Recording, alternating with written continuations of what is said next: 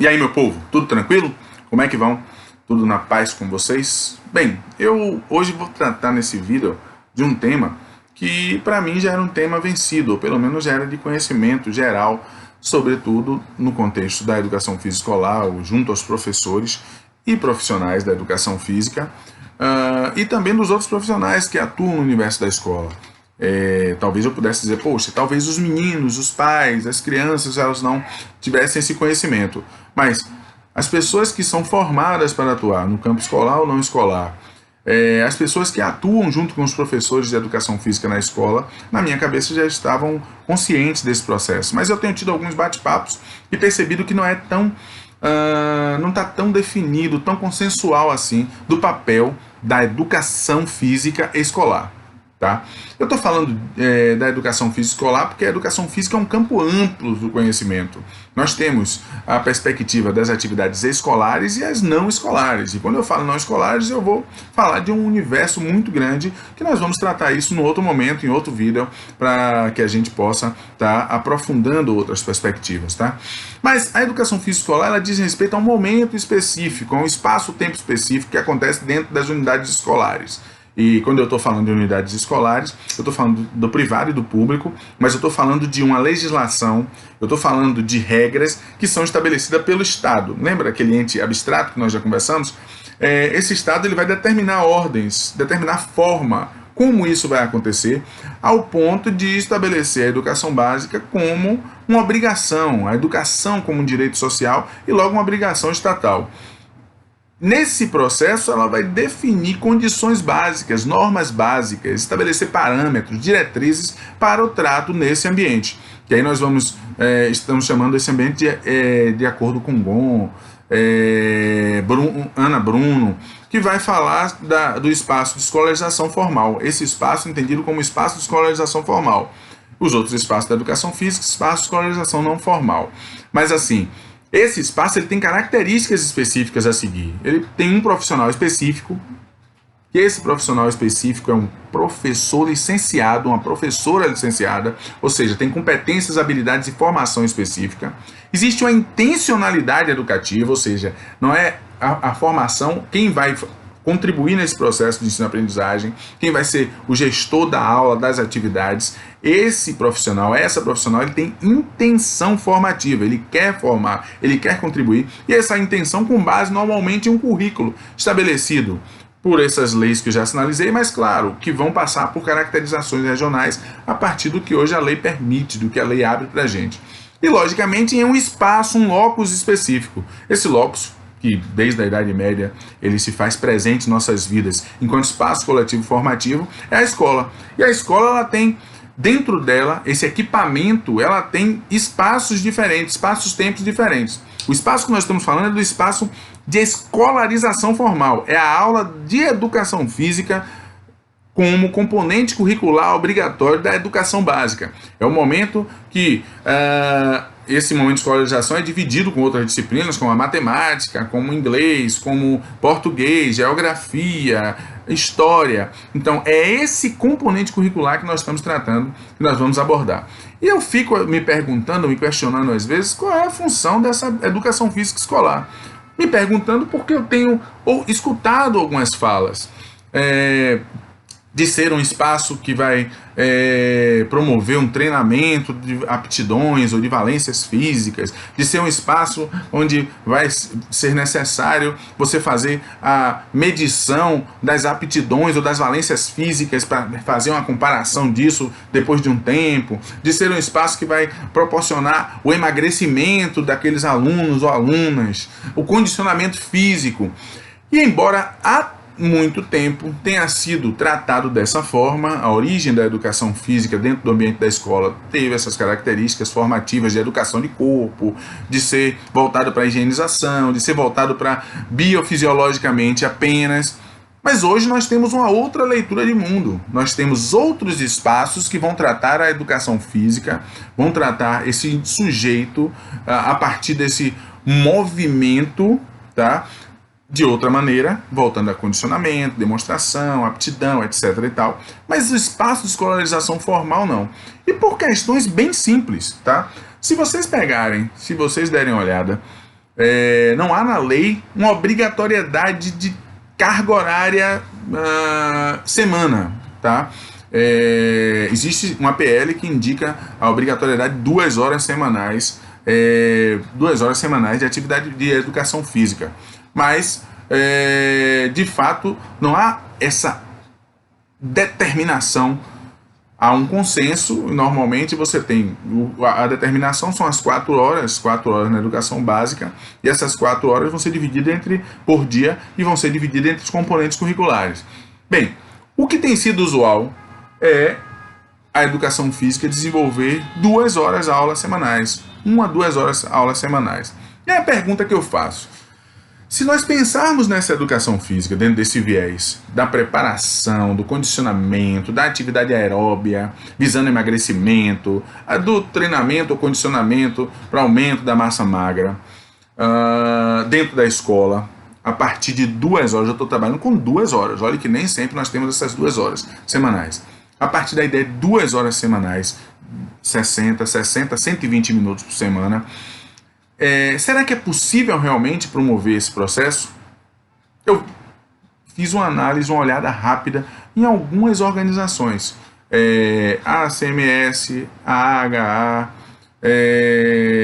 para tentar ver quais as recomendações que o American College of Sports Medicine, que é utilizado para o desenvolvimento das práticas, ou como base de sustentabilidade do exercício físico, das práticas de atividade física, e o American Heart Association, também, que vem sendo indicado, sobretudo para embasar ou fundamentar determinadas atividades, ou atividade física, exercício físico. E o que é que eu verifiquei? Na verdade, eu queria trazer 3 questões. Primeiro, existem estudos que indicam que e que comprovam, vamos assim dizer, recomendações que são baseadas em evidências, que dizem que há uma necessidade de tempo mínimo de 150 minutos por semana, o que implicaria em 2 horas e 30, quantidade mínima, de 3 a 5 vezes por semana. E ele estabelece, a depender vamos dizer assim, não só a depender do tipo do exercício, a depender da intensidade do exercício, ele vai falar em uma quantidade de tempo para o exercício leve, uma quantidade de tempo para o exercício moderado, uma quantidade de tempo para o exercício intenso, com intensidade alta, e vai falar de um tempo mínimo aí que são 150 minutos também, semanais. A diferença é que a frequência é 3 a 5 vezes por semana.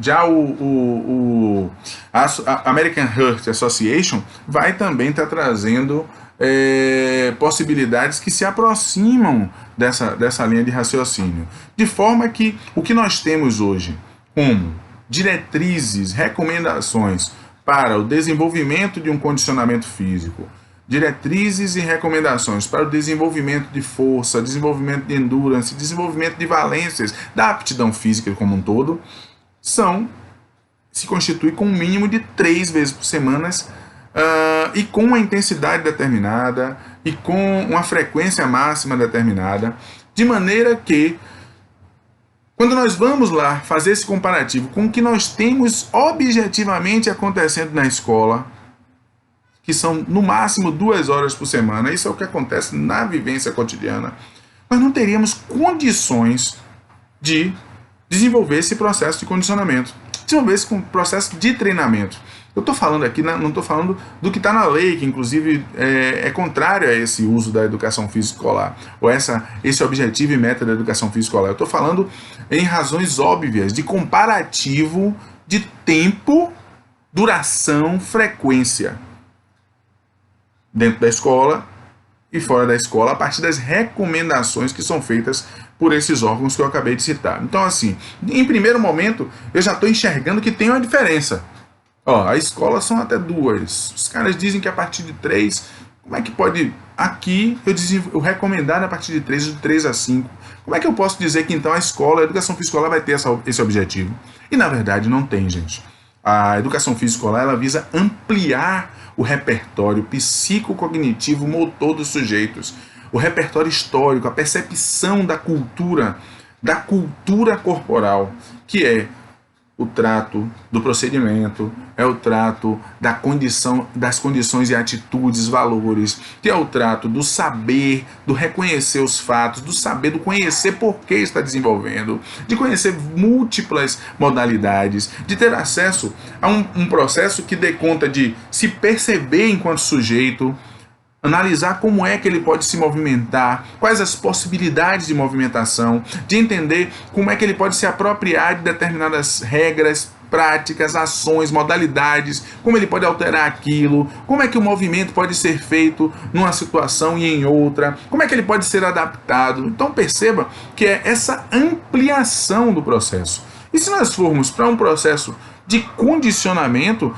qual a ideia do condicionamento? É você manter o sujeito cada vez mais com a especificidade daquele movimento, que fazer com que o sujeito possa ter um desenvolvimento ou ampliação de determinadas condição física de flexibilidade, de força, de velocidade. Então você estaria direcionando a educação física na escola para uma repetição sistemática, muitas vezes do mesmo gesto motor, da mesma atividade, o que inviabilizaria esse papel da escola, que é um papel de apresentar o sujeito à condição cidadã, apresentar o sujeito à vida em sociedade, apresentar o sujeito e relacionar ele com o mundo do trabalho, apresentar ao sujeito e as possibilidades de se relacionar, como eu já tinha falado, consigo, com o outro, com o meio em que ele está inserido, a partir, logicamente, de conteúdos específicos, que são jogos, as lutas, esporte de aventura, esporte, danças, atividades rítmicas, capoeira, lutas e outros mais conteúdos que dizem respeito a esse objeto, vamos assim dizer, que é a cultura corporal, esse objeto de estudo que é a cultura corporal. Então observem, eu não estou dizendo aqui, ou melhor, eu estou dizendo a vocês que, de fato, considerando as questões e objetivos desse espaço de escolarização, a educação física escolar já não vai ter ligação real com esse processo de condicionamento físico e de treinamento. Isso já está posto pela legislação, pelo entendimento da educação física no momento atual. Mas, para além disso, se perdurarem dúvidas, vamos lá.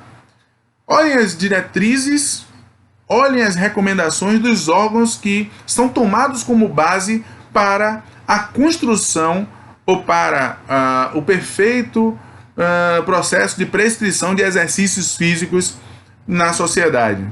Se vocês olharem isso, vocês vão ver que eles preconizam e direcionam frequência, intensidade, tipo de atividade. Então, se você comparar esses dois pontos, você vai dizer, realmente, Wilson, não tem como na escola nós fazermos isso, porque estaria contra toda a legislação e o pensamento da função da escola e da educação física escolar, mas também pelo que as instituições externas e que são base para o desenvolvimento do exercício preconizam, como mínimo para um processo de condicionamento físico.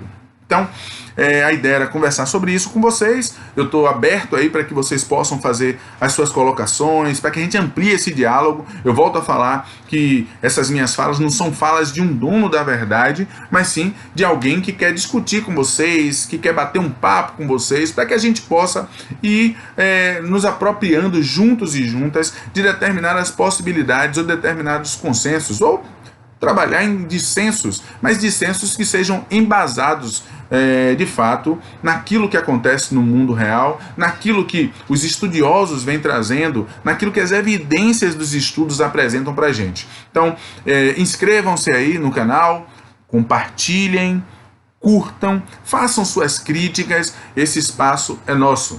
Grande abraço.